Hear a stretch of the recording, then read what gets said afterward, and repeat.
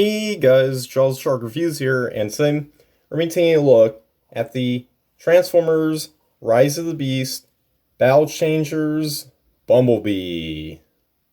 So, here he is in his car mode. Now, as you can see, it's, an off-road 70s Camaro, but yeah. But anyways, before we take a look at the figure, let's take a look at the packaging itself. So, here it is, and yeah, so as you can see, yeah, it's Bumblebee right here on the artwork up here. He's running from something. I don't know. This is just one of the renders they have for him in the movie.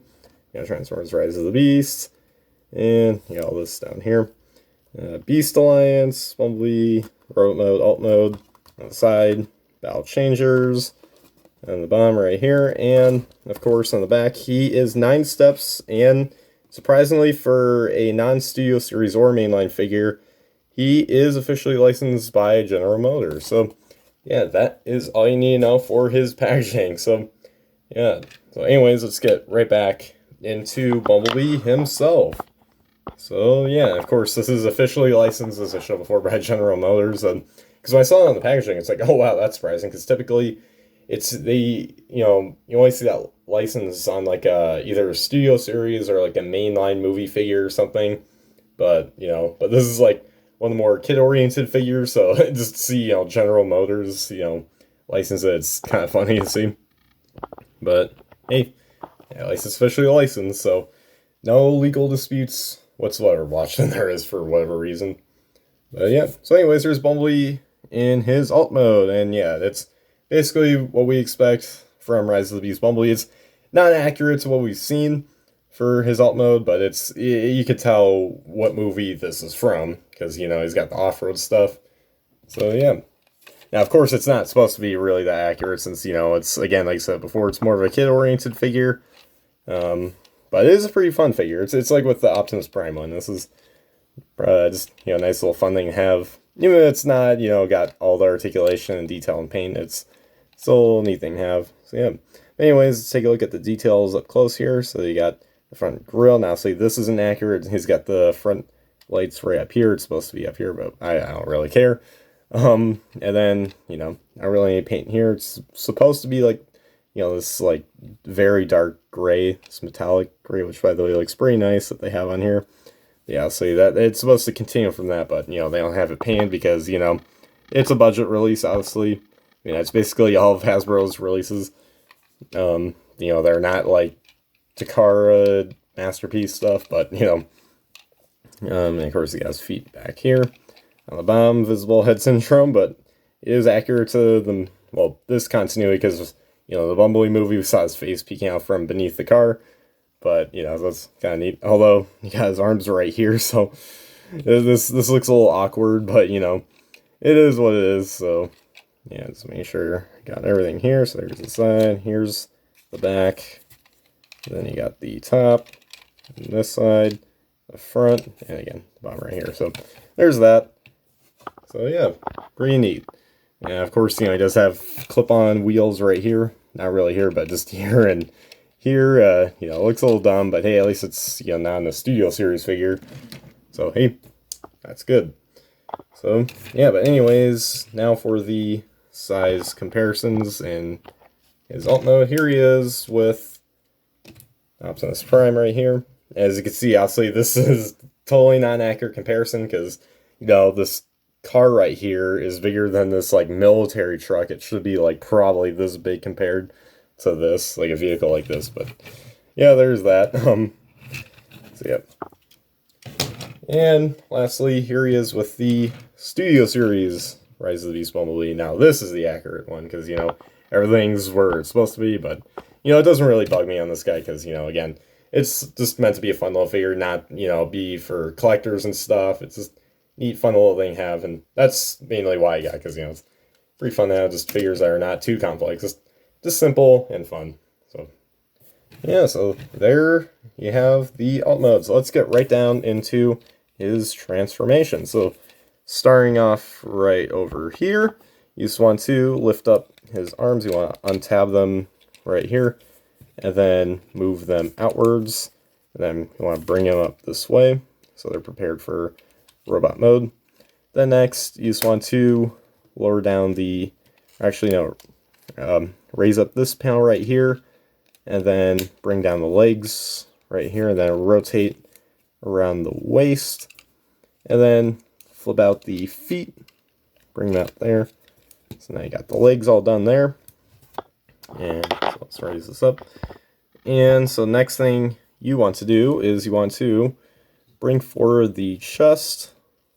Or wait, this is getting in the way. There you go, I want to make sure that's down.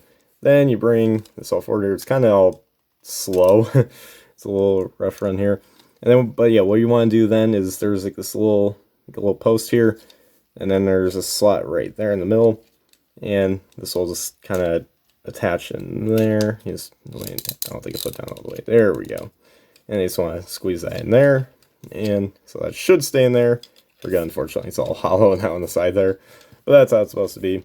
And finally, you just want to bring up this panel piece right up here. And there you go. Insert it in there. And then I'll go in that far.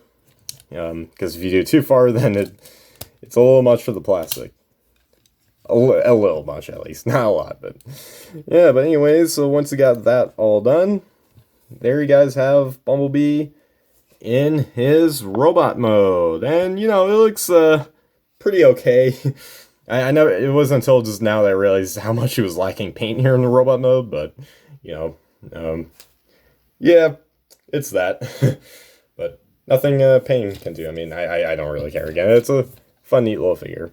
But, yeah, but anyways, let's take a look at his head sculpt. Really, really nice. You know, it is still accurate nonetheless, although this isn't painted up here. But hey, the Studio Series 1 didn't paint up there, so it's not really that much. But, you know, and of course, you got silver for the face, blue for the eyes, and then for the rest of the details, he does have some pretty fine details. Not great, but, you know, unfortunately, he is lacking in paint. So, yeah, on the back here, he has big backpack, and unfortunately, you can't spread the door wings out, but yeah, they're just kind of stuck here. Oh well. But yeah, it is a little bit of a kibbly mess. And of course, it is hollow right here in the center of the chest because of how this is all designed, but, you know, again, I'm not going to fully criticize it because that's not what this figure is meant to be. It's just meant to be a fun little thing for your kids to have and enjoy, but, you know, for a collector like me, you know, I'm more in that expectation field of, like, Steel Series, but because I know what I was buying, I wasn't really disappointed, especially since I already had Prime and I knew that he liked articulation and stuff, which, speaking of which, let's get right down into that right now. So, let's get right down to his articulation. So, his head does not move, just like on Prime. His shoulders do move, they're on ball joints, and they can also move outwards, and you can get even more movement because of this transformation hinge. He doesn't have any elbows or wrist swivel, although because of his gimmick here, which we will get into soon, you can move his hands back and forth if you want to. His waist does swivel, legs kick up this far, back that far, and then out that far. No knee bend, and he does have an ankle pivot, so hey, that's nice. And yeah, that's pretty much it for his articulation. Pretty lacking, but, you know, it is what it is. So, and I'm not going to go over again about the not being collector focused, because you guys already get the point by this point in the review. So, yeah, so there's that, yeah. Well, yeah, I wouldn't say disappointing, because I expected it, but it's just unfortunate. he can't move his elbows or knees, no, but... or even his, you know, he can't even move his head.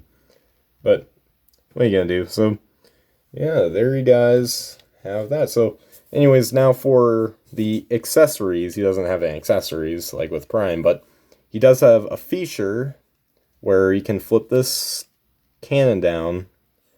And so you see, yeah, I see the hand right here. So this is how it looks before and after. There you go. So you flip that out.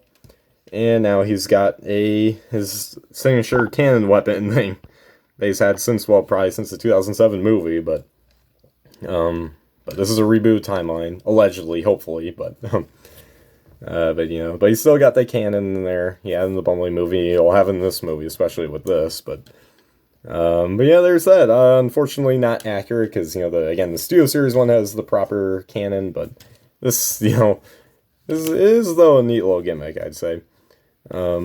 And what I do like about those is that it does give him silver paint, like when in normal configuration, although this side doesn't have that, so it's a little uneven, but yeah, that's probably what distracted me from realizing how, lacking of paint he was, but yeah, you can flip out his cannon right here, and he can blast a bunch of Terracons, Decepticons, Predacons, whoever may be his enemy.